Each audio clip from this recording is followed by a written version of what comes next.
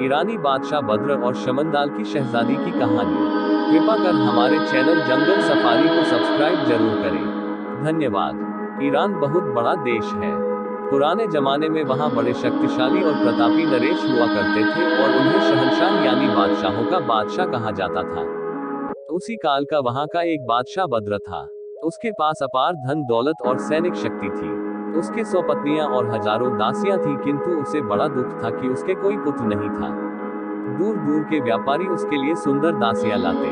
वह उनसे पुत्र प्राप्ति की इच्छा से भोग करता। अपने देश के सिद्धों और तांत्रिकों से भी इस बारे में सहायता करने को कहा। हजारों कंगलों को धन का दान करता कि किसी के आशीर्वाद से पुत्र प्राप्ति हो, किंतु कोई उपाय सफल नहीं हो सका था और बादशाह की चिंता का अंत नहीं था। एक दिन उसके एक सेवक ने आकर बताया कि एक दूर देश का व्यापारी एक अति सुंदरी दासी लेकर बेचने के लिए आया है।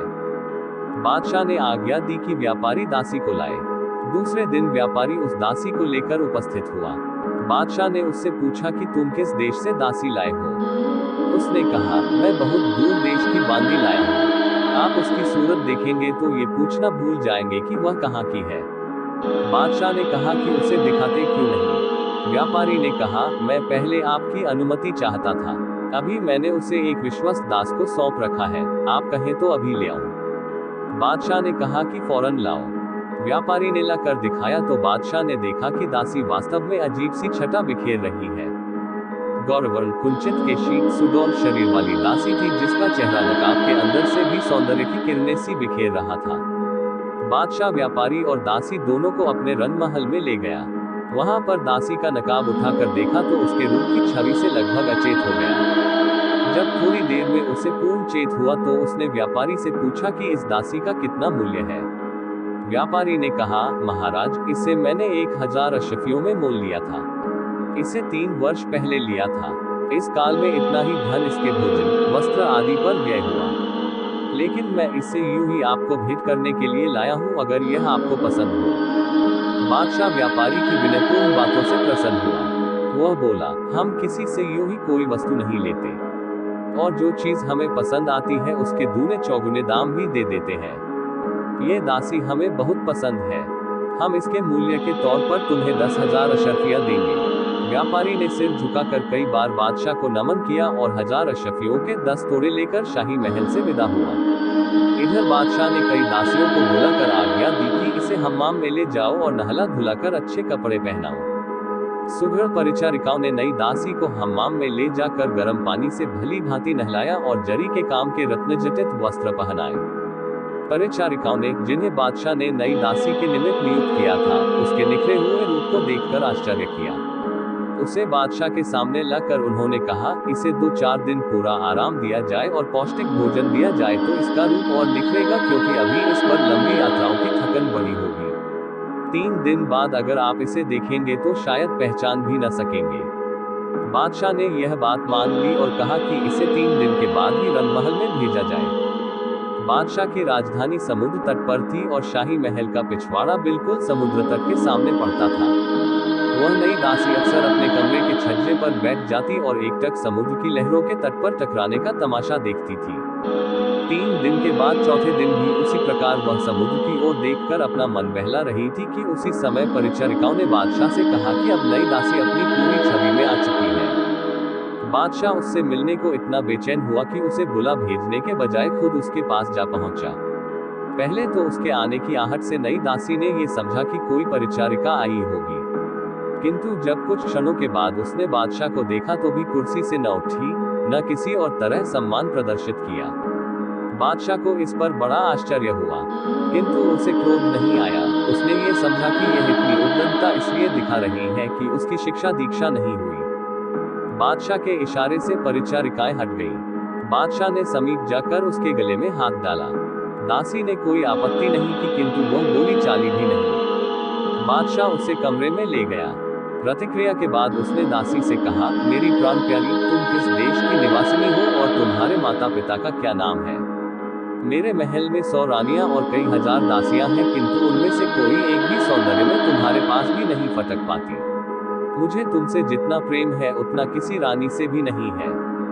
नई दासी इस पर भी चुप रही। बादशाह ने कहा, प्रिय, तुमने मेरी किसी बात का उत्तर नहीं दिया। कुछ तो बोलो ताकि मैं जैसे तुम्हारे सुंदर मुखमंडल से आनंदित होता हूँ वैसे ही तुम्हारे मीठे वचनों को सुनकर भी तृप्ति प्राप्त करूँ। तुमने तो मेरी ओर आंख उठाकर भी नहीं देखा जिससे मेरे नयन तृप्त होते। आखिर तुम्हें कौन सी चिंता सता रही है जिसने तुम्हारी वाणी को अवरुद्ध कर दिया है? तुम मुझे अपनी व्यथा बताओ। अगर तुम अपने माँ बाप को याद कर रही हो तो उनका मिलना तो असंभव है। हाँ, इसके अतिरिक्त तुम जो कुछ भी चाहो उसे तुम्हारी सेवा में उपस्थित कर दिया जाएगा। बादशाह ने उससे इस प्रकार की बहुत सी बातें कही, किंतु दासी मुंह नीचा किए भूमि की ओर ही देखती रही। बादशाह फिर भी उससे क्रोध न हुआ। उसने परिचारिकाओं को आवाज दी और उनसे भोजन मंगवाया। वह स्वयं भी खाने लगा और अपने हाथ से स्वादिष्ट व्यंजनों के ग्रास नई दासी के मुख में देने लगा। वह खाती रही किंतु चुप ही रही। फिर बादशाह ने आज्ञा दी कि गायन वादन और नृत्य का आयोजन किया जाए। इस पर भी वह चुप रही। बादशाह ने दासी की परिचारिकाओं से पूछा कि यह कभी बोलती भी है या नहीं। उन्होंने कहा कि किसी ने इसे बोलते क्या मुस्कुराते भी नहीं देखा। खैर, बादशाह ने रात भर उससे विहार किया और तय किया कि उसके अतिरिक्त किसी से संभोग न करेगा। इस निर्णय के बाद बादशाह ने कुछ दासियों को सेवा कार्य के लिए रखकर बाकी दासियों और सभी रानियों को बुलाकर उन्हें काफी धन देकर स्वतंत्र कर दिया कि वे जहां चाहे जाएं और जिससे चाहे विवाह करें। 1 वर्ष तक वह प्रतीक्षा करता रहा कि नई दासी उससे कुछ बात करेगी, किंतु जब ऐसा न हुआ तो उसने विकल होकर कहा, मेरी प्राण प्रिया, मुझे बड़ा दुख है कि तुम्हारे बारे में अभी तक कुछ पता नहीं चल सका है। मैं ये तक नहीं जान पाया कि तुम मेरे साथ रहने में प्रसन्न हो या अप्रसन्न। मैं तो तुम्हारे लिए कुछ उठा नहीं रखता हूँ। तुम्हारे पीछे मैंने अपनी सारी रानियों और दासियों को छोड़ दिया। कहीं ऐसा तो नहीं कि तुम गूंगी हो? ऐसा हुआ तो यह ईश्वर का बड़ा अन्याय होगा कि ऐसा भुवन मोहन रूप देकर अंदर ऐसा दोष पैदा कर दिया। अगर तुम गूंगी नहीं हो तो भगवान के लिए कुछ बोलो, क्योंकि तुम्हारे चुप रहने से मैं बड़े कष्ट में रहता हूँ। मैं इस सारे वर्ष में भगवान से प्रार्थना करता रहा कि तुम्हारे पेट से मेरा कोई लड़का पैदा हो जो मेरे बाद राजकाज संभाले, क्योंकि मेरा बुढ़ापा आ रहा है और शारीरिक निर्बलता मेरे अंदर घर करती जा रही है। अगर तुम गूंगी नहीं हो तो मुझसे बातें करो। मैं और अधिक तुम्हारी चुप्पी नहीं सह सकता। तुम न बोली तो मैं जान दे दूंगा और मेरी हत्या का पाप तुम पर पड़ेगा। वह सुंदरी यह सुनकर मुस्कुराए और बादशाह की ओर देखने लगी। वह भी समझ गया कि यह कुछ बोलेगी और उसकी बात की प्रतीक्षा करने लगा। कुछ देर बाद वह परम सुंदरी बोली, मुझे आपसे बहुत सी बातें कहनी है। मेरी समझ में नहीं आ रहा कि किस बात से आरंभ करूं। आपने इस सारे समय में मुझ पर इतनी दया की है और ऐसा मान दिया है जो वर्णन के बाहर है। मैं आपकी बड़ी आभारी हूँ और भगवान से प्रार्थना करती हूँ कि वह आपको 125 बरस की आयु दे और आपके शत्रु आपके प्रताप से ऐसे नष्ट हो जाए जैसे दीपक से पतंगे। आपको कभी कोई कष्ट न हो। एक शुभ समाचार मैं आपको ये देती हूँ कि आपसे गर्भ रह गया है। मुझे पूरी आशा है कि मेरे बेटा ही पैदा होगा। इस बीच मुझसे जो कुछ अभिनय हुआ इसके लिए मैं क्षमा मांगती हूँ। अभी तक मैं इसलिए नहीं बोली थी कि जबरदस्ती यहाँ लाए जाने से मुझे बड़ा क्रोध चढ़ा था, किंतु अब मैं आपसे जान से प्यार करने लगी हूँ। बादशाह इतनी बात सुनकर खुशी से पागल हो गया। उसने उसे खींचकर सीने से लगा लिया और कहा कि गर्भ रहने का समाचार देकर तुमने मेरे सारे दुख दूर कर दिए। ये कहकर बाहर आया और मंत्री को ये शुभ सूचना देकर कहा कि फौरन 1 लाख अशरफियां गरीबों और भिखारियों में बंटवा दो, मेरे राज्य में कोई दीन दुखी न रहे। इसके बाद वह फिर उस सुंदरी के पास आकर बोला, माफ करना, मैं तुम्हारे गर्भ धारण के समाचार से इतना प्रसन्न हुआ कि सार्वजनिक दान की घोषणा में विलंब न कर सका। अब तुम ये बताओ कि तुम्हें ऐसी क्या नाराजगी थी कि तुम साल भर तक मुझसे या किसी से भी नहीं बोली? वह बोली, कारण ये था कि भगवान ने मुझे आपके पास दासी रूप में भेजा और अपने देश से इतनी दूर कर दिया कि कभी वहां जा ही न सकूं। विशेषतः अपने माँ बाप, भाई बंधु आदि का बिछोह मुझे सता रहा था। आप जानते हैं कि परतंत्र होकर जीने में कोई आनंद नहीं, इससे तो मौत ही अच्छी। बादशाह ने कहा, तुम्हारी बात ठीक है, लेकिन जब कोई स्त्री तुम्हारी जैसी सुंदर हो और मेरे जैसे व्यक्ति के हृदय में घर कर ले तो फिर उसे परेशान होने की क्या जरूरत है? सुंदरी ने कहा, आप ठीक कहते हैं, आपकी बड़ी कृपा है, किंतु दासी फिर भी दासी है। बादशाह ने कहा, तुम्हारी बातों से मालूम होता है कि तुम किसी बड़े घराने की संतान हो। मुझे विस्तार से बताओ कि तुम कहाँ की हो और तुम्हारे माँ बाप कौन है। वह बोली, मेरा नाम गुल अनार आसीन है। मेरा पिता आसमी नामी समुद्र का राजा था। मरते समय उसने अपना राज्य मेरी माता और मेरे भाई सालेह को सौंप दिया। मेरी माँ भी किसी समुद्री राजा की बेटी थी। हम तीनों आनंद से समय बिता रहे थे कि हमारे राज्य पर एक अन्य राजा ने चढ़ाई कर दी और हमारा राज्य छीन लिया। मेरा भाई उसका मुकाबला न कर सका और मुझे और माँ को लेकर चुपके से राज्य से निकल गया। सुरक्षित स्थान पर पहुंचकर वह बोला कि हम पर विपत्ति पड़ी है और हमारी दुर्दशा हो गई है। भगवान चाहेगा तो मैं दोबारा अपने राज्य पर कब्जा करूंगा, किंतु मैं चाहता हूं कि इससे पहले तुम्हारे विवाह से छुट्टी पा जाऊं, और चूंकि किसी जल राज्य का कोई शहजादा तुम्हारे लायक नहीं है, इसलिए मैं चाहता हूं कि तुम्हारा विवाह किसी थल के राजा से कर दूं और अपनी हैसियत के अनुसार काफी दहेज आदि दूं। मैं ये सुनकर बहुत बिगड़ी। मैंने उससे कहा कि देखो, हम दोनों एक ही माँ बाप की संतान हैं। मैं तुम्हारा हमेशा साथ देना चाहती हूँ, बल्कि जरूरत हो तो तुम्हारे लिए जान भी दे सकती हूँ, किंतु जब आज तक किसी जल देश की राजकुमारी का विवाह किसी स्थलवासी राजा के साथ नहीं हुआ, तो मैं ही ऐसी कहाँ गिरी पड़ी हूँ कि किसी थलवासी के गले मरी जाऊं। मेरे भाई ने कहा कि आखिर ऐसी क्या बात है कि तुम किसी थलवासी राजा से विवाह नहीं करना चाहती? क्या तुम समझती हो कि सारे थलवासी कमीने और दुष्ट होते हैं? ऐसी बात बिल्कुल नहीं है, उनमें भी बहुत से भलेमानस होते हैं। इस प्रकार उसने मुझे बहुत समझाया। मैंने उससे बहस तो नहीं की, किंतु मुझे क्रोध बहुत आया। मैंने मन में कहा कि यह लोग मुझे भारस्वरूप समझ रहे हैं, इसलिए मुझे हटाना चाहते हैं, मैं खुद चली जाऊंगी। अतएव एक दिन जब सब लोग अपने काम में व्यस्त थे, मैं अवसर पाकर जल से निकल आई और एक टापू पर एक सुरक्षित स्थान तलाश करके लेट गई और लेटते ही गहरी नींद में सो गई। किंतु मेरा अनुमान गलत था। एक धनी आदमी वहां आया और मुझे सोते देखकर अपने नौकरों से उठवा कर अपने विशाल मकान में ले गया। मुझे शयन कक्ष में ले जाकर उसने मुझसे बड़ा प्रेम दिखाया, किंतु मैंने उसकी ओर से पूरी उदासीनता बरती। फिर उसने चाहा कि बलपूर्वक मेरा कौमार्य भंग करे। इस पर मैंने उसे उठाकर फेंक दिया। उसका क्रोध और ग्लानि से बुरा हाल हो गया। दूसरे ही दिन उसने एक व्यापारी को बुलाकर मुझे उसके हाथ बेच डाला। वह व्यापारी बड़ा भला आदमी था। उसने मुझसे कभी कोई ऐसी वैसी बात नहीं की। उससे मुझे आपने खरीद लिया। ये कहकर गुल अनार बोली, मैं सारे थलवासियों से घृणा करती थी, इसलिए आपसे भी नहीं बोली, किंतु आपका सौहार्द देखकर मुझे आपसे घृणा भी न हुई। अगर आप मेरे साथ किसी प्रकार की जोर जबरदस्ती करते तो मैं समुद्र में कूद जाती और अपने कुटुंबी जनों से जा मिलती। मुझे एक ही भय था कि अगर मेरी माता और भाई को यह मालूम होगा कि मैं थलदेश के किसी बादशाह के पास दासी के तौर पर रही हूँ, तो वे लज्जावश मुझे जीता न छोड़ते। अब तो मैं आपके पुत्र की माँ बनने वाली हूँ। अब अगर कभी चाहूँ भी तो आपका आश्रय छोड़कर कहीं नहीं जा सकती। मैं अपनी ओर से स्वयं को आपकी दासी समझती हूँ और आगे भी समझूंगी, किंतु मेरी प्रार्थना है कि मेरे साथ जैसे अब तक रानियों जैसा व्यवहार किया गया है, आइंदा भी वैसा ही किया जाता रहे। बादशाह ने कहा, तुम्हारा सुंदर मुख देखकर ही मैं तुम्हारा दीवाना हो गया था। अब तुम्हारी सुंदर बातें सुनकर और भी हो गया हूँ। ये सुनकर मेरी प्रसन्नता का ठिकाना न रहा कि तुम भी एक शहजादी हो। इससे पहले तुम समुद्र के एक देश की राजकुमारी थी और आज से तुम ईरान की मलिका हो। मैं आज ही दरबार में इस बात की घोषणा करूंगा और सारे देश में मुनादी करवा दूंगा। मैं अभी तक तुमसे जितना प्यार करता था, आगे उससे भी अधिक करूंगा।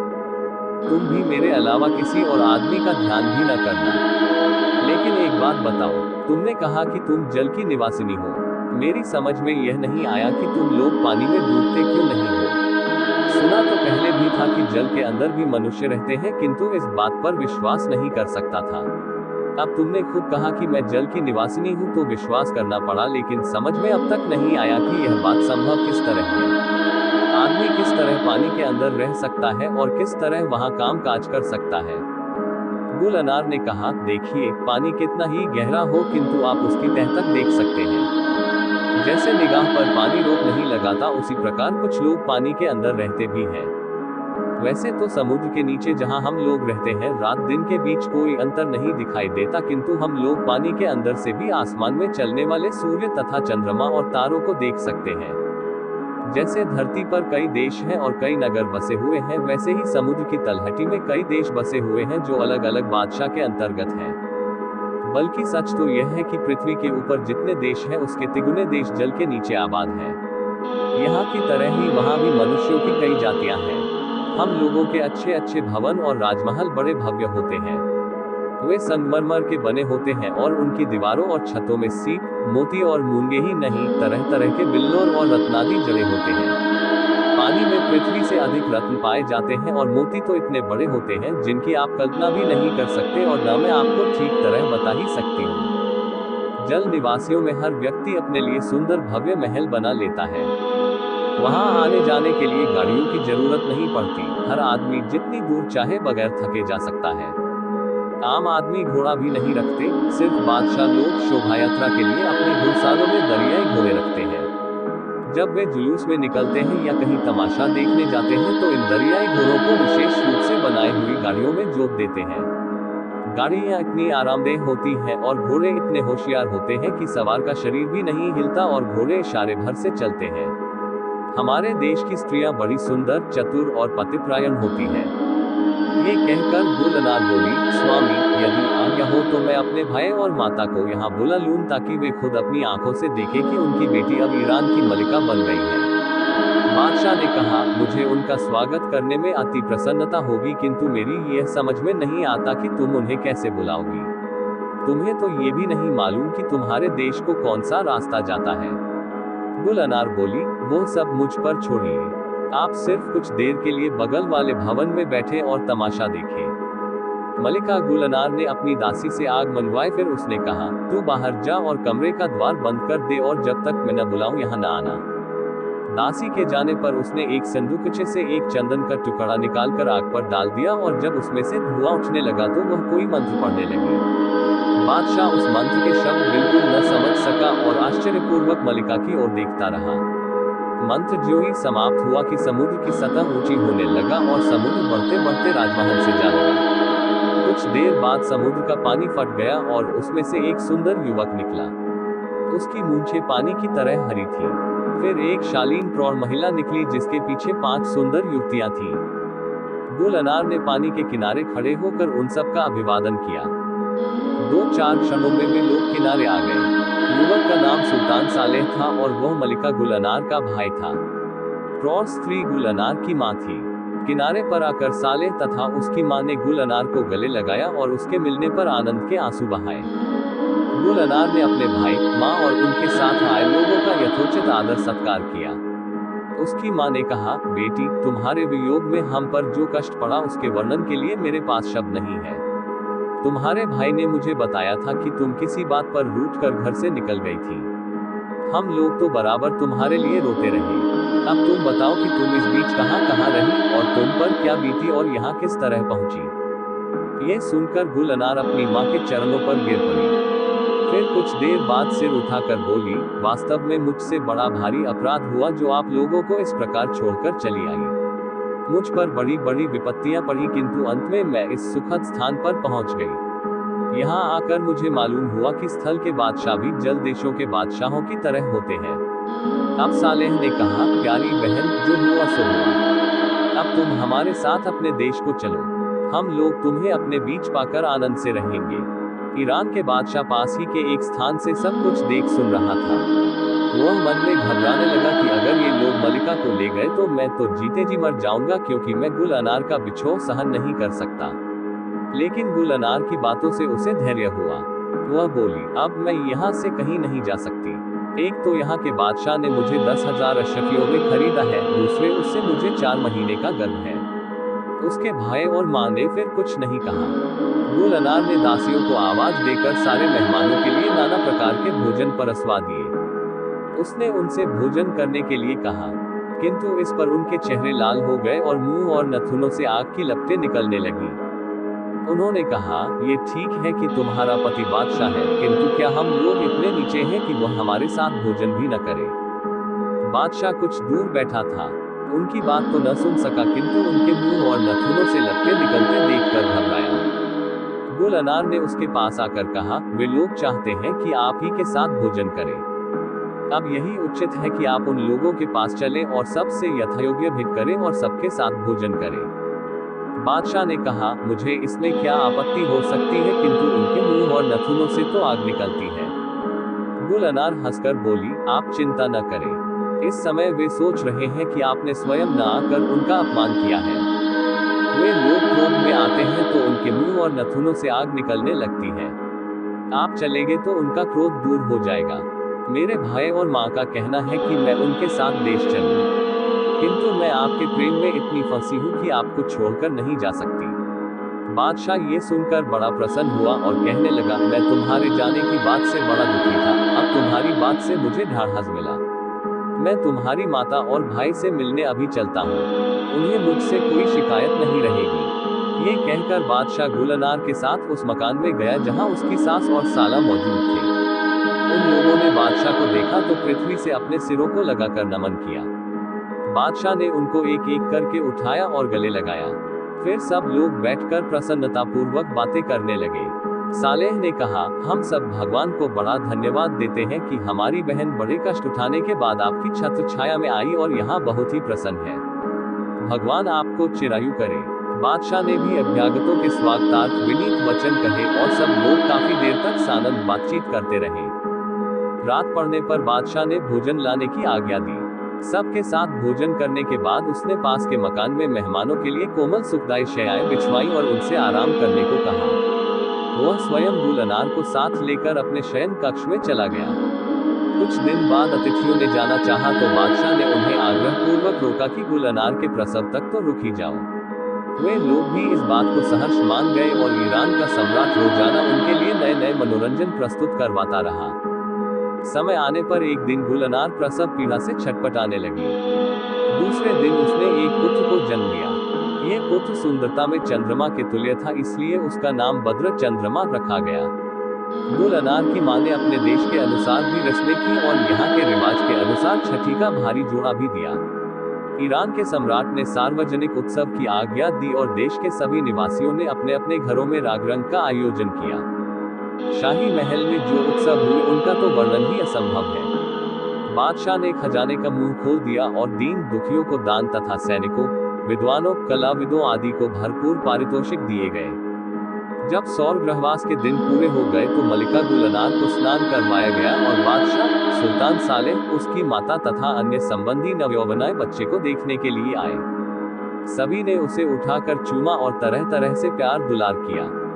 सबके बाद सालेह बच्चे की दाई के पास गया और उसकी गोद से बच्चे को लेकर काफी देर तक इधर उधर टहलता रहा। जब सब लोग इधर उधर की बातों में लगे थे तो सालेह चुपचाप कमरे के दरवाजों से बाहर निकला और तेजी से समुद्र तट की ओर चला।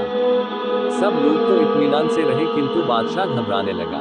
सालेह तेजी से समुद्र तट पर पहुंचा और एक ऊंची जगह से झम से समुद्र में कूद पड़ा। बादशाह ये देखकर हाय हाय करने लगा और सिर पीटने लगा। मलिका गुलनार ने हंसकर उसे धैर्य दिया, बादशाह सलामत, आप परेशान न हो, बच्चे को कुछ भी नहीं होगा, आप देखते तो जाए, आप उसके पिता हैं तो मैं भी उसकी माँ हूँ, मैं तो कुछ भी चिंता नहीं कर रही। बादशाह ने पूछा, लेकिन तुम्हारे भाई को यह क्या सूझी, उसने ऐसा क्यों किया? गुलनार ने कहा, उन्होंने इसलिए ये किया कि बच्चे को हम लोगों की तरह जल और स्थल दोनों में रहने की आदत हो जाए। उसकी माँ तथा अन्य संबंधियों ने भी बादशाह को ऐसे आश्वासन दिए तो उसका चित्त स्थिर हुआ। कुछ देर बाद समुद्र की सतह पर फिर उथल पुथल होने लगी और सालेह बद्र को गोद में लिए हुए जल तरंगों से बाहर आया। फिर वह हवा में उड़ता हुआ महल में आया जहां बादशाह और दूसरे लोग बैठे थे। बादशाह को यह देखकर ताज्जुब हुआ कि बच्चा अपने मामा की गोद में सो रहा है। सालेह ने बादशाह से कहा, सरकार, जब मैं आपके बच्चे को लेकर समुद्र में गया था तो आपको डर तो नहीं लगा था? बादशाह ने कहा, भाई क्या पूछते हो, मेरी तो जान ही निकल गई थी। अब उसे सही सलामत देखकर मुझे ऐसा लग रहा है जैसे मुझे नए सिरे से जीवन मिला है। सालेह ने कहा, बच्चे को कुछ हो ही नहीं सकता था। मैंने समुद्र में बैठने के पहले हजरत सुलेमान की अंगूठी पर खुदा महामंत्र इसमें आजम पढ़ लिया था। हमारे यहाँ की यह रीति है कि हम लोगों की नस्ल में कोई बच्चा अगर पृथ्वी पर पैदा होता है तो हम इसमें आजम की शक्ति के बल पर उसे जल के अंदर ले जाते हैं। वही मैंने किया। ये कहकर उसने बच्चे को दाई की गोद में दे दिया। फिर उसने अपने वस्त्रों से एक छोटा संदूकचा निकाला, उसमें से 100 हीरे, जो कबूतर के अंडों के बराबर थे, निकाले। इसके अलावा 100 लाल और नीलम, जिनमें प्रत्येक लगभग आधी छटाक का था, निकाले और 30 हार भी नीलम के निकाले और उन्हें बादशाह को देकर कहा, हमें मालूम न था कि मेरी बहन कितने ऐश्वर्यवान बादशाह को ब्याही है। हमारी ये तुच्छ भेंट स्वीकार करें। ईरान का बादशाह उन रत्नों को देखकर आश्चर्य में पड़ गया। उनमें दो इतने बड़े थे कि समस्त पृथ्वी पर कहीं न होंगे। उसने हर्षपूर्वक इस भेंट को आंखों से लगाया और सालेह से कहा, भाई, मैं तुम्हारी विनयशीलता से अति प्रभावित हूँ। तुम उन रत्नों को, जिनसे कई राज्य खरीदे जा सकते हैं, तुच्छ भेंट कहते हो।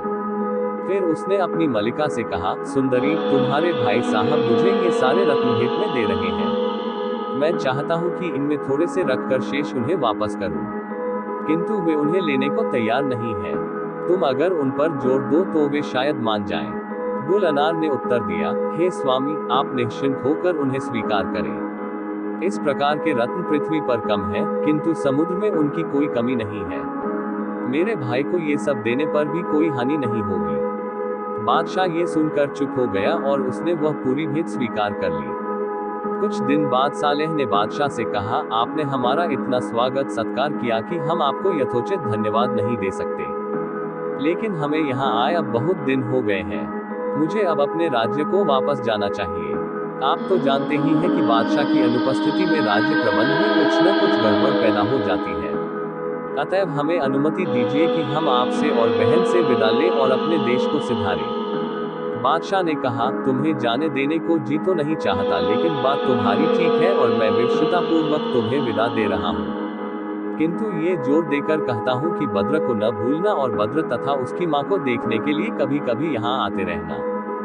अतएव सालेह उससे विदा होकर अपनी माता और कुटुंबीजनों के साथ अपने देश में गया। इधर सब लोग यथावत रहने लगे। बद्र जैसे जैसे बड़ा होता रूप और गुण में और भी निखरता जाता और उसके माता पिता उसके विकास को देखकर प्रसन्न होते। कभी कभी बद्र का मामा और नानी भी उसे देखने को आते। बद्र कुछ बड़ा हुआ तो उसे विभिन्न विद्याएं और कलाएं सिखाने के लिए विद्वान अध्यापक रखे गए। 15 वर्ष की अवस्था में वह सारी विद्याओं और कलाओं में निपुण हो गया। अब उसके पिता ने उसे युवराज घोषित करके उसके हाथ में राज्य का प्रबंध दे दिया। उसने कुछ ही दिनों में शासन को सुचारू रूप से संभाल लिया। उसके शासन प्रबंध से कर्मचारी और प्रजा दोनों प्रसन्न हुए। बादशाह ने ये देखा तो एक दिन पूर्व घोषणा के उपरांत अपने हाथ से अपना राजमुकुट उसे पहनाया और उसके सम्मानार्थ उसके हाथ चूमने के बाद वह स्वयं मंत्रियों और अमीरों की पंक्ति में जा बैठा। सामंतों, मंत्रियों आदि ने नए बादशाह को भेंटें दी और उसकी आज्ञा का पालन करने लगे। राजदरबार से उठकर जब राजमुकुट लगाए हुए बद्र अपनी मां के पास गया तो उसने दौड़कर उसे सीने से लगा लिया। उसके पिता ने 2 वर्ष तक उसका राज्य प्रबंध देखा और उसे हर प्रकार से चतुर पाकर नगर के बाहर जाकर एकांत स्थान में भजन आदि में समय बिताने लगा। बद्र जी जान से राज्य प्रबंध में लगा। वह नगर नगर, ग्राम ग्राम जाकर स्वयं सारी व्यवस्था देखता। अवकाश के समय में जंगल में जाकर शिकार खेलता। कुछ वर्षों के बाद पुराना सम्राट बीमार पड़ा और उसका रोग बढ़ता गया। अंततः वह मर गया। मरने के पहले उसने मंत्रियों आदि को बुलाकर नए बादशाह के प्रति वफादार रहने की ताकीद की। उसके मरने पर बद्र और उसकी माता ने उसका बड़ा मातम किया और गौरवपूर्ण ढंग से उसके अंतिम संस्कार किए। इस अवसर पर सालेह और उसकी माँ भी शामिल हुए। जब बादशाह के अंतिम संस्कार से फुर्सत मिली तो सालेह ने एक दिन अपनी बहन से कहा, ताज्जुब है, तुम्हें अभी तक बद्र के विवाह की चिंता नहीं हुई, यद्यपि वह कई वर्षों से विवाह योग्य हो चुका है। लेकिन उसके बारे में तुम्हें उस समय बताऊंगा जब बद्र सो जाएगा, क्योंकि संभव है उस पर वह बिना देखे ही मोहित हो जाए। बद्र के कान में इस बात की भनक पड़ गई। रात को वह ऐसा बन गया कि जैसे गहरी नींद सो रहा है, किंतु वास्तव में बगल के कमरे में माँ और मामा के बीच होने वाला वार्तालाप सुनता रहा। वे दोनों भी उसे सोता जानकर अपने साधारण स्वर में बातें करने लगे थे। सालेह ने अपनी बहन से कहा, मैं जिस शहजादी को बद्र के योग्य समझता हूँ वह समंदर देश के बादशाह की पुत्री है। ये देखो, मैं तुम्हारे दिखाने के लिए उसकी एक नवनिर्मित मूर्ति ले आया हूँ। इससे तुम्हें उसके सौंदर्य का अंदाजा हो जाएगा। दिक्कत सिर्फ एक है, समंदाल नरेश बहुत ही घमंडी है और किसी को भी अपनी हैसियत का नहीं समझता है। इसीलिए उसने अपने पुत्री का विवाह अब तक नहीं किया। फिर भी वह इतनी सुंदर है कि अगर बद्र को उसके सौंदर्य का पता चलेगा तो उसके प्रेम में पागल हो जाएगा, बल्कि जान तक दे देगा। उस शहजादी का नाम है जवाहर। गुल अनार बोली, मैं समंदाल के सुल्तान को जानती हूँ। मुझे आश्चर्य है कि उसकी बेटी अब तक कुंवारी है। अपना देश छोड़ने के पहले मैंने उसे देखा था। उस समय वह 8 महीने की थी। वह उसी समय इतनी सुंदर थी कि उसका सौंदर्य दूर दूर तक विख्यात था। इस समय जवानी में तो उसके रूप का कहना ही क्या होगा। फिर भी वह बद्र से बड़ी है और उसे समंदाल नरेश से मांगने में क्या कठिनाई हो सकती है। सालेह ने कहा कि मैंने बताया कि वह बादशाह बड़ा ही घमंडी है। देखो बहन, मैं पूरा प्रयत्न करूंगा कि उसके पिता को विवाह के लिए राजी करूं, लेकिन काम मुश्किल है और इसमें देर लग सकती है। इस बीच बद्र को इस बात का पता नहीं चलना चाहिए, वरना इसमें संदेह नहीं कि वह जवाहर के प्रेम में पागल हो जाएगा और जान दे देगा। इसी प्रकार दोनों में बातें होती रही और बद्र सुनता रहा। दूसरे दिन उसने चुपके से अपनी माँ के संदूक से निकलवा कर जवाहर की वह मूर्ति देखी जो उसके मामा ने अपनी बहन को दी थी। वह सचमुच ही मूर्ति देखकर जवाहर पर मर मिटा।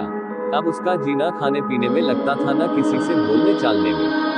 वह रात दिन अपनी प्रिया के ध्यान में निमग्न रहने लगा। जब सालेह अपनी बहन से विदा लेने आया तो उसने भांजे की बदली हुई हालत देखकर पूछा कि क्या बात है, तुम्हारी तबीयत तो ठीक है। बद्र ने कहा, मेरे स्वास्थ्य को कुछ नहीं हुआ है, लेकिन आप अभी यहाँ से न जाएं। मेरा जी घबराने लगा है और मुझे आपके साथ ही रहकर संतोष होता है। आप 2-4 दिन और रुकिए, हम लोग कल शिकार के लिए चलेंगे। सालेह ने यह मंजूर कर लिया। वास्तव में बद्र चाहता था कि अपनी माँ से छुपाकर अपने मामा से अपने दिल की हालत कह दे और शिकार ही से आगे बढ़कर वह अपनी प्रिया की खोज में निकल जाए।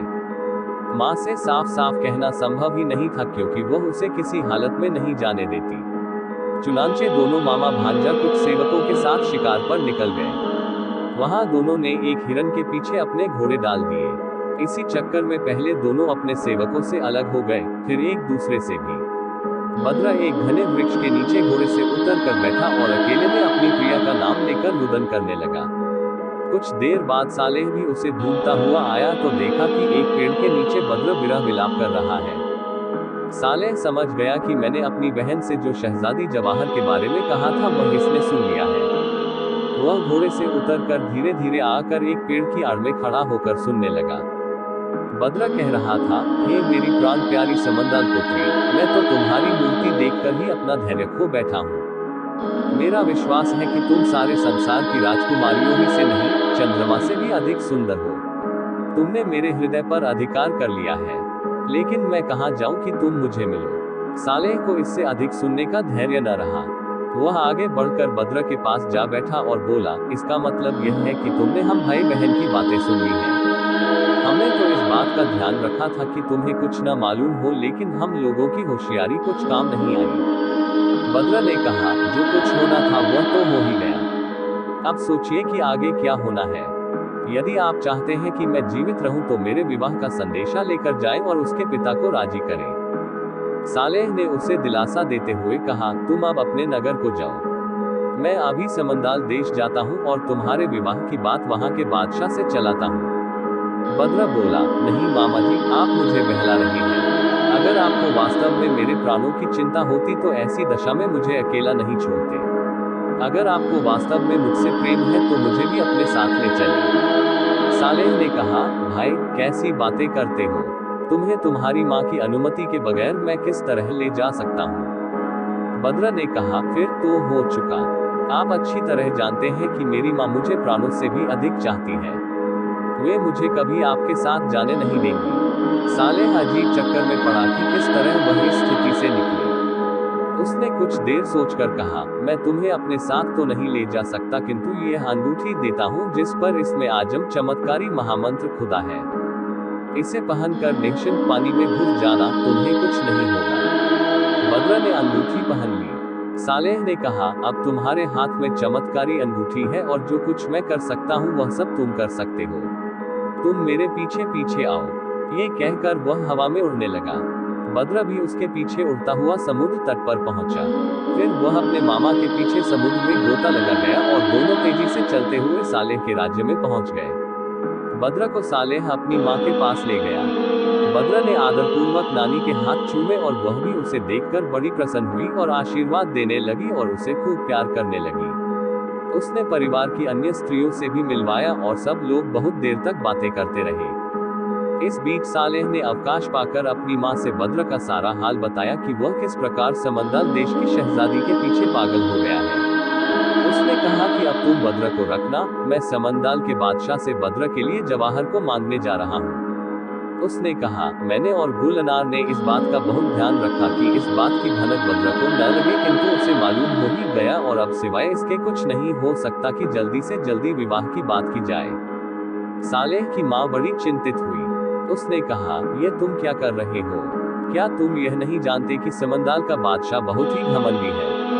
तुमने उसकी बेटी की बात ही अपनी बहन से क्यों की? इसी से तो बद्र पर पागलपन चढ़ा है। सालेह ने कहा, आपकी बात ठीक है, मेरी भूल थी, किंतु अब और किया भी क्या जाए। अगर जवाहर न मिली तो बद्र निश्चय ही अपनी जान दे देगा। मैं इस सिलसिले में जो भी हो सकेगा करूंगा। मैं वहां जाकर विवाह की प्रार्थना करने के पहले बादशाह को बहुमूल्य रत्नों की भेंट दूंगा और फिर चतुरता से बात शुरू करूंगा। आशा है कि मैं अपने कार्य में सफलता प्राप्त करूंगा।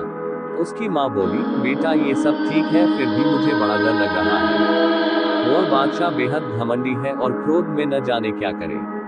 तुम मेरे सबसे कीमती जवाहरात ले जाओ और उसे भेज दो, किंतु इस समय बद्र को अपने साथ न ले जाओ, उसे मेरे पास ही छोड़ जाओ।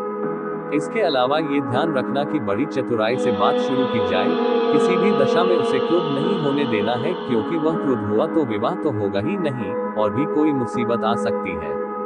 ये कहकर बुढ़िया ने अपना संदूकचा खोला और बहुमूल्य रत्न सालेह को दिए और ताकीद की कि कोई भी बात शुरू हो इससे पहले ये भेंट उसे देना ताकि वह प्रसन्न रहे। सालेह ने माँ के दिए हुए रत्न एक सुंदर मंजूषा में रखे और थोड़ी सी सेना लेकर समंदाल देश की ओर चल दिया। कुछ काल में वह वहां पहुंच गया। समंदाल के बादशाह ने उसका यथोचित स्वागत किया, स्वयं सिंहासन से उतरकर उससे मिला और अपने बगल में उसे बिठाया। सालेह विनयपूर्वक बैठ गया।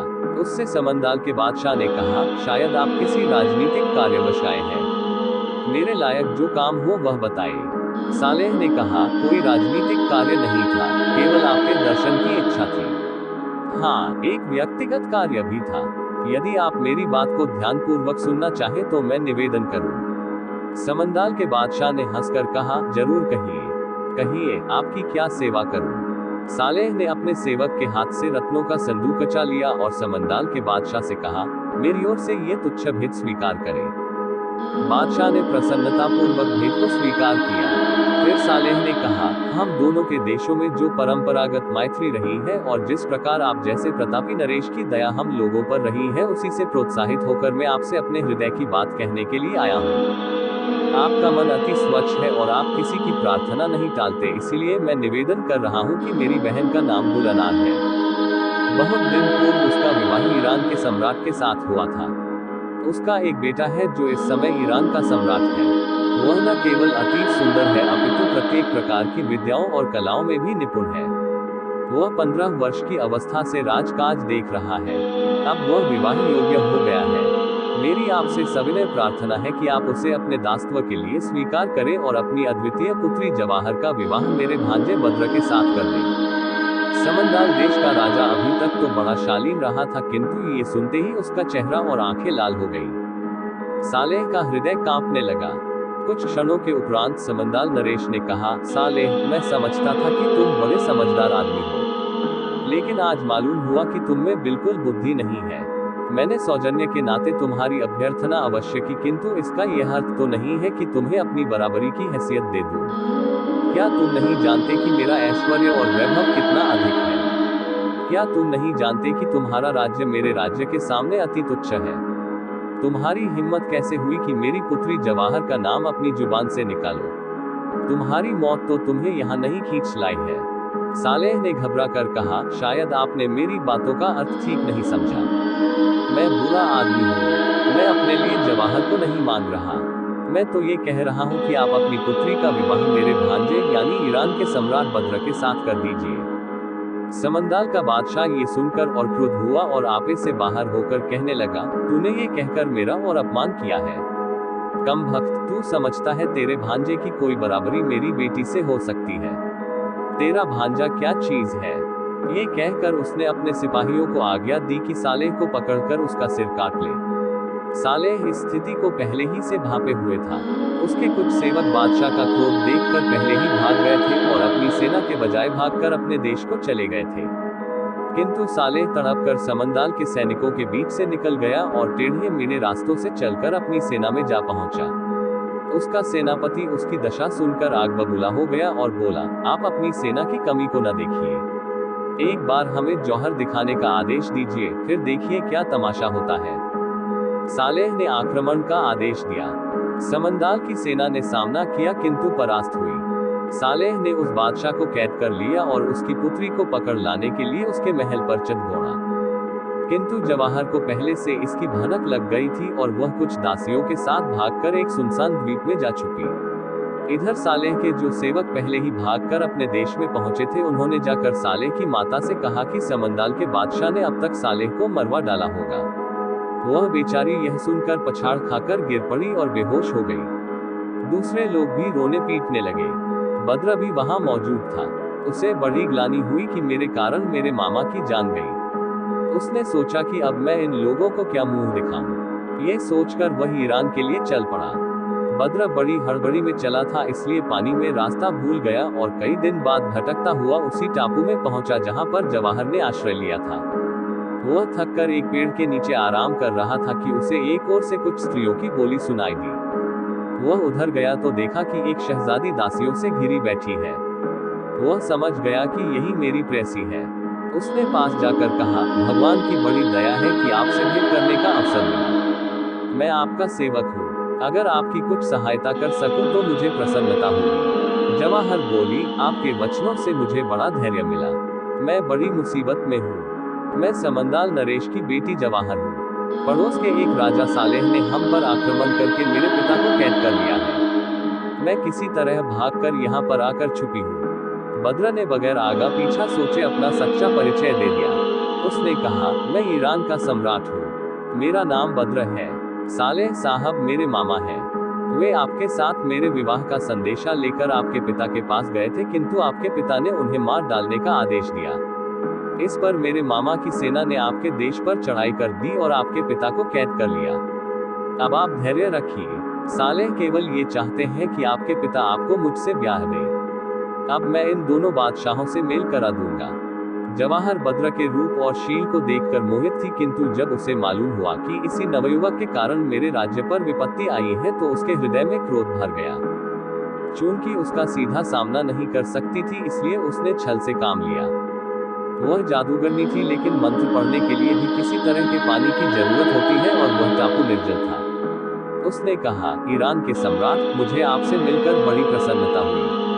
वास्तव में मेरे पिता ने बड़ी भूल की कि मेरा विवाह आपसे नहीं किया। शायद वे आपको देखते तो इनकार न करते। खैर, आप तो मेरे पास आकर बैठिए। ये कहकर उसने हाथ बढ़ाया।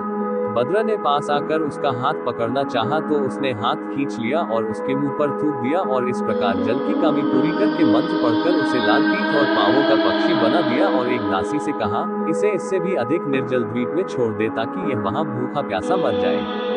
दासी पक्षी रूपी बद्र को पकड़ कर ले चली। मार्ग में उसे उस पर दया आई कि ऐसा लाड़ प्यार का पाला जवान बगैर दाना पानी के तड़प तड़प कर मरेगा। उसने ये भी सोचा कि यद्यपि शहजादी ने क्रोध में उसे ऐसा दंड दिया है, किंतु स्वभावतः वह दयालु है और क्रोध उतरने पर इसकी मौत पर उसे पछतावा ही होगा। इसलिए उसने तय किया कि उसे निर्जन द्वीप में तो छोड़े, किंतु वह हरा भरा द्वीप हो जहाँ वह जीवित रह सके। उसने यही किया। ऐसे द्वीप में उसे ले जाकर छोड़ा जहाँ सघन वृक्ष थे और पानी के झरने थे और जगह जगह पर तालाब भी थे। इधर सालेह ने महल में बहुत तलाश करवाई, किंतु जवाहर कहीं न मिली। उसने क्रोध में आकर अपने सेवकों को आदेश दिया कि समंदाल नरेश को बंदीगृह में तरह तरह के कष्ट दो, क्योंकि उसे जवाहर के बारे में मालूम होगा और जब कष्ट से बेचैन हो जाएगा तो उसका पता बताएगा। फिर वह अपने देश में वापस आया और दूसरे दिन अपनी माँ से पूछा कि बद्र दिखाई नहीं देता, क्या बात है। उसकी माँ ने कहा कि जब मैंने समंदाल नरेश के तुमसे कुपित होने का समाचार सुना और वहां से तुम्हारी सहायता के लिए दूसरी बड़ी सेना भेजी, उसी समय से बद्र कहीं दिखाई नहीं देता है। पता नहीं वह कहाँ चला गया। सालेह ये सुनकर बड़ा दुखी हुआ और सोचने लगा कि इतना सारा झंझट बेकार ही हुआ। मैंने बद्र की प्रसन्नता के लिए ही यह सब किया था और इस समय बद्र ही गायब है। उसे बड़ी लज्जा लगी कि अब वह अपनी बहन को क्या मुंह दिखाएगा। उसने अपने सरदारों और समस्त उच्च कर्मचारियों को आदेश दिया कि सारे देश में खोज करके बद्र का पता लगाया जाए, किंतु कई दिनों तक तलाश होने पर भी उसका पता नहीं चला। फिर सालेह ने सोचा कि संभव है कि बद्र खुद भी उसकी सहायतार्थ समंदाल देश को गया हो। इसलिए सालेह ने अपनी मां को राज्य का प्रबंध सौंपा और स्वयं समंदाल देश को चल पड़ा। इधर ईरान में मलिका गुल अनार ने बहुत दिनों तक प्रतीक्षा की, किंतु सालेह या बद्र किसी की वापसी न हुई। फिर उसने दोनों के साथ गए शिकारियों को पूछवाया कि वे आए हैं या नहीं।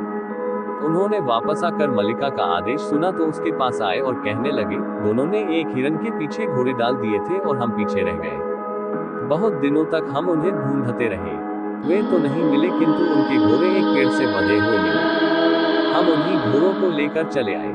शिकारियों की बात सुनकर मलिका को इत्मीनान हुआ कि घोड़ों को छोड़कर सालेह और बद्र दोनों समुद्र में प्रवेश कर गए होंगे और सालेह के राज्य में चले गए होंगे। प्रकट में उसने शिकारियों और सिपाहियों को आज्ञा दी कि बद्र और सालेह को उसी वन में ढूंढते रहे जहां से वे गायब हुए थे। फिर वह अपनी दासियों की नजर बचाकर समुद्र में बैठ गई और अपने मायके पहुंची। वहां जाकर अपनी मां से पूछा कि सालेह और बद्र अचानक गायब हो गए हैं, कहीं ऐसा तो नहीं कि वे यहाँ आए हों। उसकी मां ने कहा, बेटी, उन दोनों का हाल मैं क्या बताऊं। उन दोनों के यहाँ पर आने से मुझे बड़ी प्रसन्नता हुई, किंतु जब सालेह ने बताया कि बद्र समंदाल की शहजादी के पीछे पागल है और उससे विवाह न हुआ तो जान दे देगा, तो मैं चिंतित हुई कि वह बादशाह तो बड़ा घमंडी है, इस विवाह के लिए कैसे तैयार होगा। सालेह ने कहा कि मैं विवाह का प्रस्ताव लेकर जाता हूँ। मुझे जो आशंका थी वही हुआ।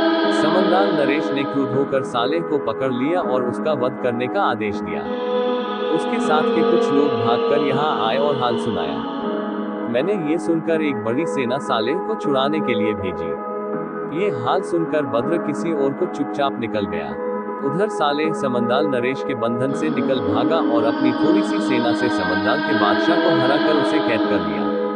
वापस आने पर जब उसे बद्र के गुम होने का हाल मालूम हुआ तो यहाँ ढूंढवाने के बाद उसकी खोज में फिर समंदाल चला गया। गुल अनार यह सुनकर रोने लगी। वह अपने भाई को बुरा भला भी कहने लगी कि अच्छी शहजादी का जिक्र किया कि लड़के का दिमाग ही फिर गया। उसकी मां ने कहा, इसमें संदेह नहीं कि सालेह को चाहिए था कि जवाहर का उल्लेख तुमसे करते समय सावधानी बरतता कि बद्र को यह मालूम न हो पाता। किंतु अब तुम चिंता न करो, वह बद्र को जरूर ढूंढ निकालेगा। तुम्हारे लिए यही उचित है कि ईरान जाकर राज्य प्रबंध संभालो, वरना वहाँ कोई उपद्रवी व्यक्ति गड़बड़ी कर सकता है।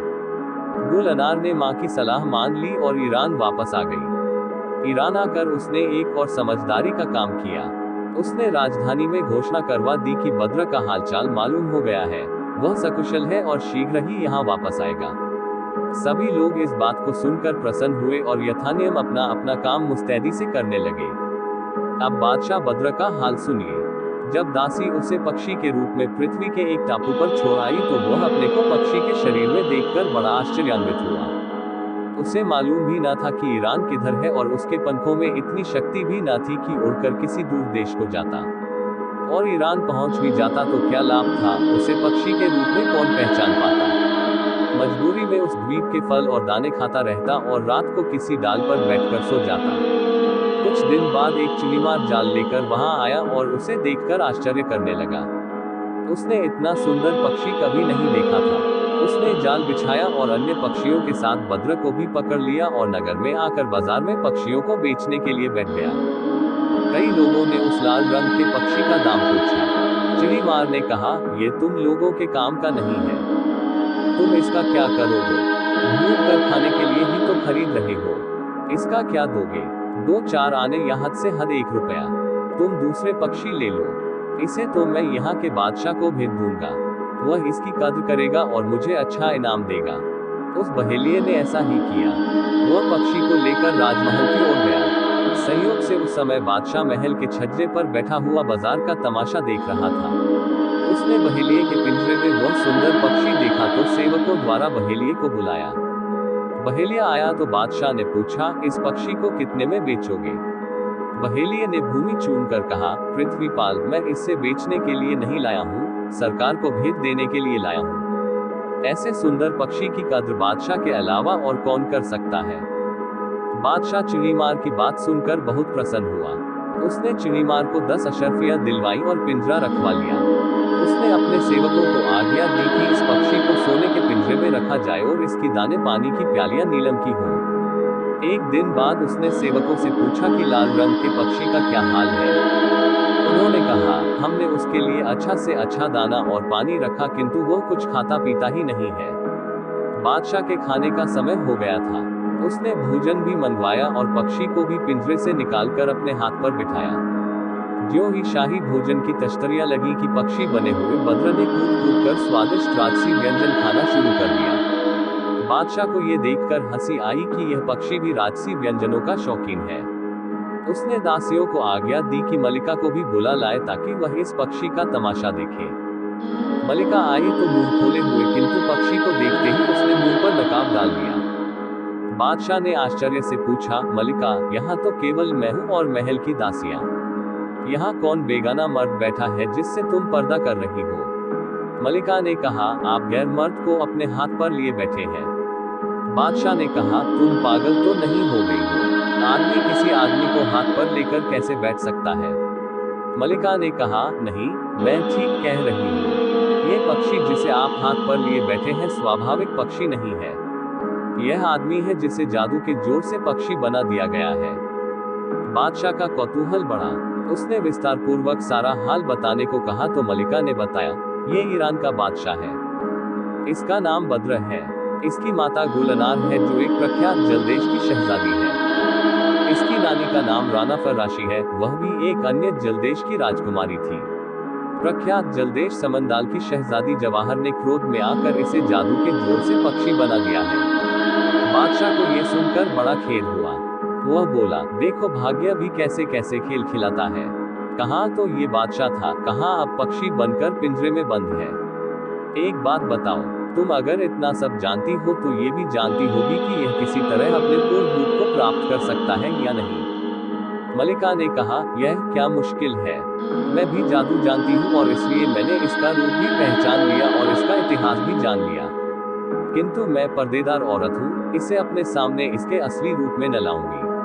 आप इसे लेकर दूसरे कक्ष में चले जाएं, फिर मैं जो कुछ करने को आपसे कहलवाऊं वह कीजिए। वह अपने असली रूप में आ जाएगा।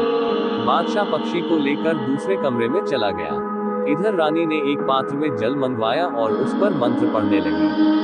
कुछ देर में पात्र का जल खौलने लगा। मलिका ने थोड़ा अभिमंत्रित जल बादशाह के पास भिजवाया और जल ले जाने वाली दासी से कहा, बादशाह से कहना कि इस जल को उस पक्षी पर छिड़क कर कहें कि इस मंत्र की शक्ति से तथा समस्त संसार के रचयिता सर्वसमर्थ भगवान की इच्छा से तू अपने पूर्व रूप को प्राप्त हो जा और अगर तू स्वाभाविक रूप से पक्षी होकर ही जन्मा है तो इसी शरीर में रह। बादशाह ने मलिका की इच्छानुसार यह शब्द कहे और तुरंत ही बादशाह बद्र अपने असली रूप में आ गया। बादशाह को उसका रूप और चेहरे पर राजसी भाव देखकर बड़ी प्रसन्नता हुई कि वह पक्षी की योनि से छूट गया। बद्र अपने पुराने शरीर को पाकर खुशी के आंसू बहाने लगा। उसने हाथ उठाकर भगवान को इस कृपा के लिए धन्यवाद दिया और फिर बादशाह के चरणों में गिर पड़ा और उसे भांति भांति रूप से धन्यवाद देते हुए उसके चिरायु और सर्वाधिक वैभवशाली होने की कामनाएं करने लगा। मलिका ने ये देखा तो संतुष्ट होकर अपने आवास में वापस चली गई। बादशाह ने बद्र को उठाकर गले लगाया और फिर उसे अपने साथ बिठाकर भोजन कराया। भोजन के उपरांत उसने बद्र से पूछा कि तुमसे शहजादी जवाहर इतनी नाराज क्यों हो गई थी कि तुम्हें इतना बड़ा दंड दे बैठी? बद्र ने उसे आद्योपांत सारी कथा कह सुनाई। बादशाह को ये सुनकर बड़ा आश्चर्य हुआ। उसने कहा, भाई, तुम्हारी कहानी तो लिख कर रखने के लायक है। अच्छा, जो हुआ सो हुआ। अब तो तुम फिर से अपने रूप में आ गए हो। अब क्या इरादा है?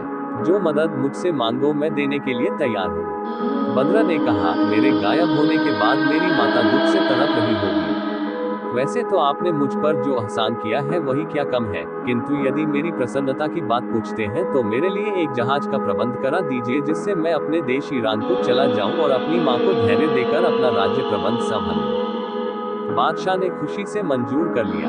उसने अपने सेवकों को आज्ञा दी कि बद्र को ईरान वापस ले जाने के लिए एक बढ़िया जहाज सजाया जाए। ऐसा ही किया गया और बादशाह से धन्यवाद पूर्वक विदा लेकर बद्र ने ईरान के लिए यात्रा शुरू कर दी।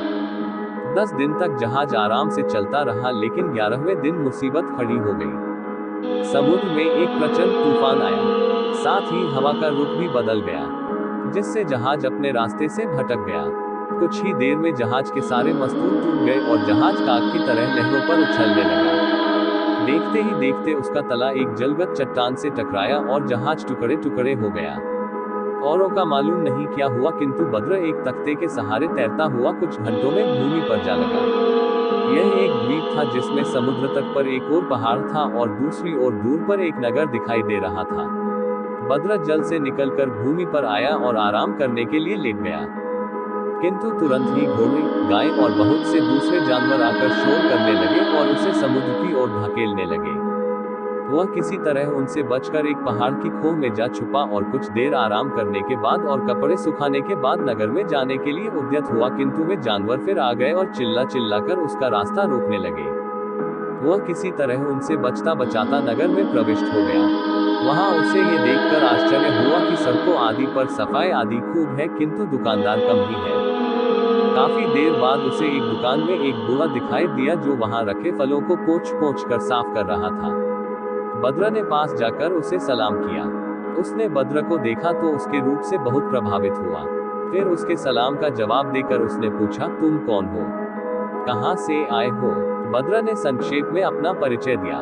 इसके बाद बूढ़े ने पूछा, मेरे अलावा तुम्हें और किसी ने तो यहाँ नहीं देखा? बद्र ने कहा, नहीं, आपके सिवा किसी मनुष्य को मैंने यहाँ पर पास से नहीं देखा। मुझे बड़ा आश्चर्य है कि ऐसा स्वच्छ और सुंदर नगर ऐसा वीरान क्यों है। बूढ़ा बोला, अच्छा, तुम बाहर खड़े न रहो, अंदर आ जाओ। बद्र अंदर गया तो बूढ़ा बोला, ये बड़ा अच्छा हुआ कि अभी तक तुम्हें किसी ने नहीं देखा है। इस नगर की बड़ी विचित्र कथा है, किंतु तुम भूखे प्यासे मालूम होते हो। पहले खाना खाओ, फिर मैं यहाँ की बातें तुम्हें बताऊंगा। बद्र खा पी कर तृप्त हुआ तो वृद्ध ने कहना शुरू किया, देखो बादशाह बद्र, यहाँ पर तुम्हें बहुत होशियारी से रहना है। ये जादू नगरी है। यहाँ की शासिका एक स्त्री है। वह अत्यंत रूपवती है और साथ ही मंत्र विद्या में निपुण। वह बड़ी विलासिनी भी है। तुमने देखा होगा कि नगर के बाहर समुद्र तट पर बहुत से जानवर हैं जो हर एक को रोकने की कोशिश करते हैं कि वह इस शहर में प्रवेश न करे। वे सब पहले तुम्हारी तरह मनुष्य थे। यहाँ की मलिका ने उन्हें अपने मंत्र बल से पशु बना रखा है। बद्र को आश्चर्य हुआ। उसने पूछा, मलिका आदमी को जानवर क्यों बना देती है? बूढ़े ने कहा, मैंने तुम्हें बताया न कि मलिका बड़ी विलासप्रिय है। जब कोई तरुण सुंदर पुरुष उसे दिखाई देता है तो वह उसे पकड़वा मंगाती है। मैंने इसीलिए तुमसे पूछा था कि तुम्हें किसी ने देखा तो नहीं। वह उसका बड़ा आदर सत्कार करती है और उसके साथ भोग विलास करती है। कुछ दिनों में जब उसका जी उस आदमी से भर जाता है और जब उसके जाल में कोई और रूपवान पुरुष आ जाता है तो वह इस पहले आदमी को बैल, घोड़ा या कोई और जानवर बनाकर छोड़ देती है, ताकि उसका भेद किसी पर प्रकट न हो। ये सब बेचारे जानवर किसी समय उसके प्रेम पात्र रह चुके हैं। जब भी कोई दुर्भाग्य का मारा सुंदर जवान आदमी इस नगर में आना चाहता है तो वे शोर मचाकर उसे रोकने की कोशिश करते हैं।